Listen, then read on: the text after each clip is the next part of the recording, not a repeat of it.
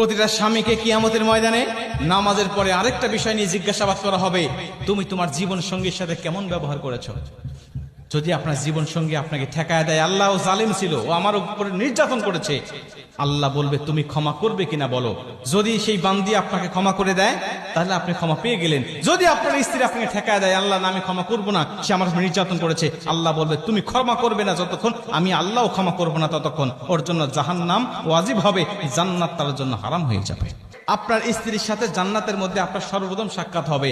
আপনার স্ত্রীর সাথে যখন প্রথম সাক্ষাৎ হবে, এক পলকে তার চেহারা দেখে, তার রূপ দেখে, তার যৌবন দেখে, তার সূরত দেখে এক পলকে 40 বছর পর্যন্ত পার হয়ে যাবে। আমার স্ত্রীকে ভালো দেখা যায় না, না, ওই সূরত জান্নাতের মধ্যে থাকবে না। আল্লাহ যে আপনাকে হুরগুলো দিবে, এই হুরদের থেকেও সুন্দর করে আপনার স্ত্রীর চেহারা সূরত আল্লাহ পাক দান করবে। স্ত্রীর সাথে জান্নাতে থাকবেন না, বলবেন হুজুর দুনিয়াতেই